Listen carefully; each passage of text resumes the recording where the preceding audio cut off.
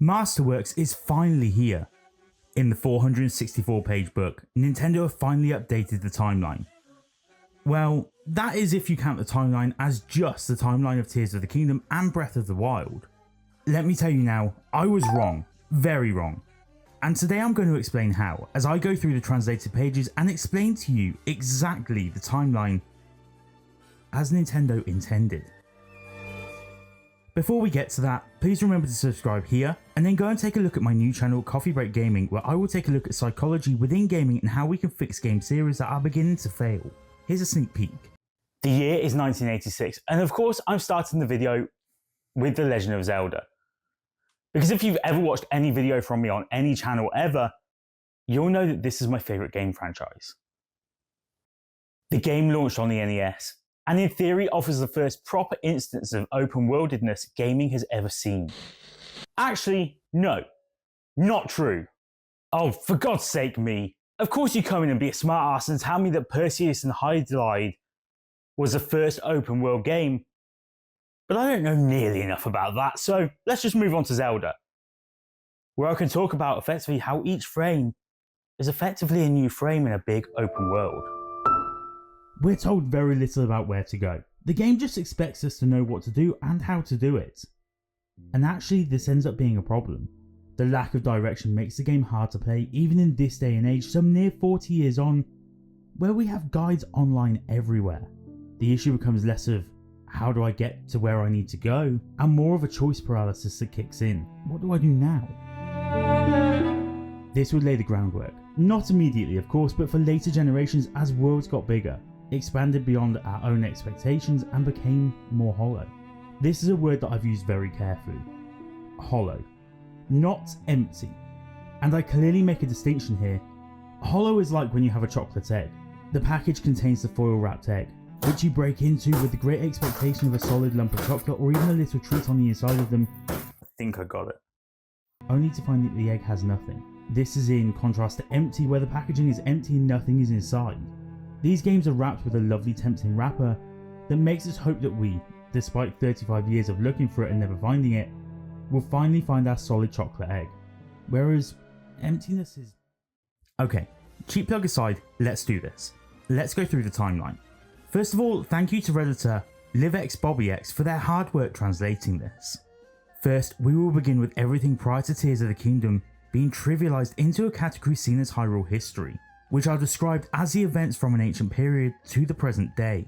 We already knew this from creating a champion, and this is due to Breath of the Wild and Tears of the Kingdom being seen so far in the future from the end of the timeline as we know it, that everything else fails into obscurity and myth, and is named the Era of Myth.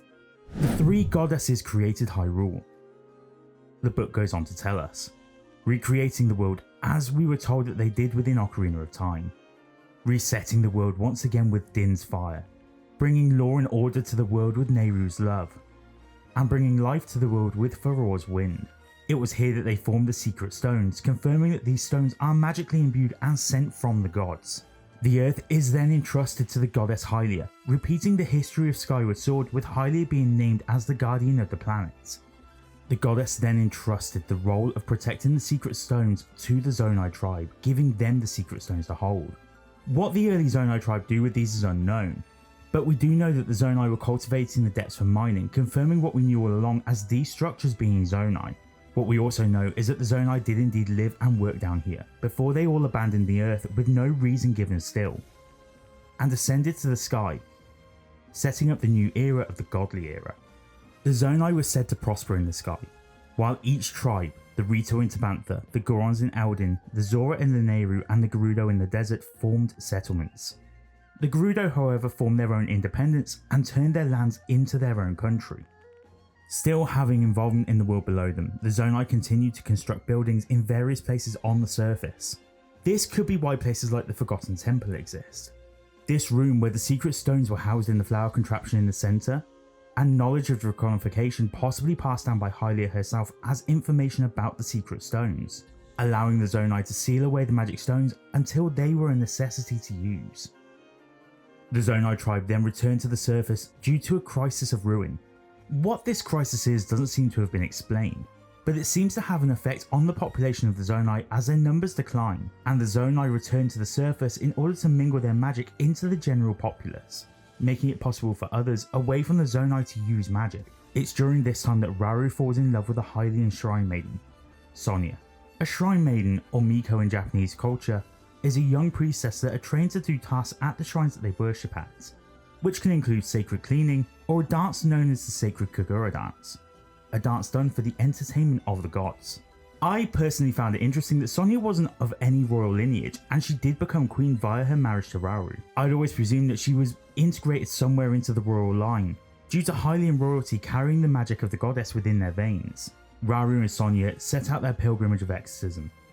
There are pages directly linked to this in this book, however these pages are still untranslated, but as soon as we find out what this pilgrimage is, I'll be back here to share it with you.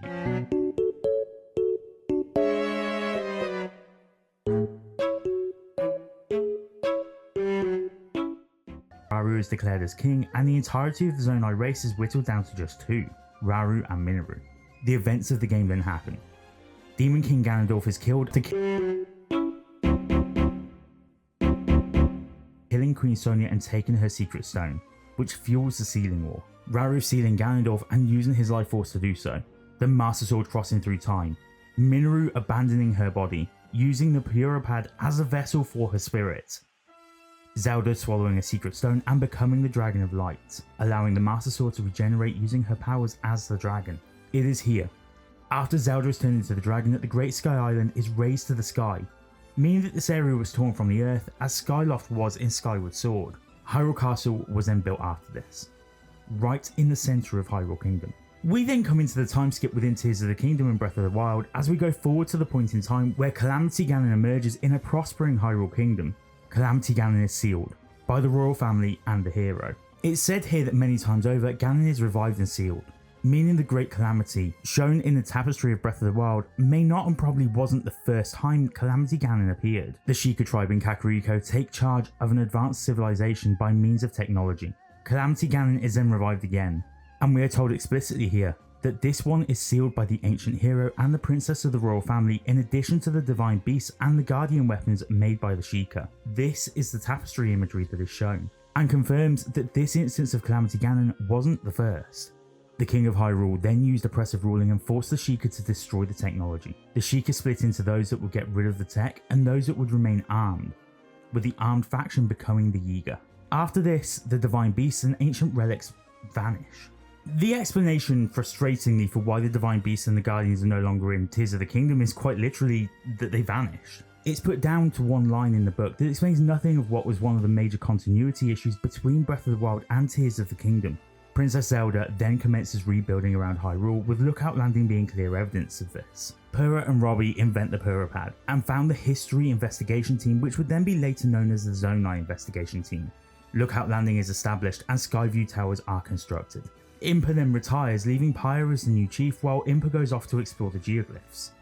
Tiba becomes the new chief of the Rito, and Yunobu founds the Yunobu Mining Company. And that, as we know, is the timeline of these two games. It's frustrating in many ways that a lot still hasn't been explained regarding the timeline, such as how the Guardians actually disappeared, and if they just vanished, how are some of their parts clearly visible within the Skyview Towers. In other places, it confirms a lot of what we already knew, but it also potentially confirms that there were Zonai in the sky, on the land, and even possibly in the depths at some stage in time. After all, they continued the building of the Zonai structures on the land while living in the sky. This could have led to tribes, which is hinted massively at on a later page that I'm going to come back to in my next video, where I cover some more meaty translations of Masterworks. Until then, please go check out my new channel, like this video and subscribe if you haven't already, and I'll see you next time.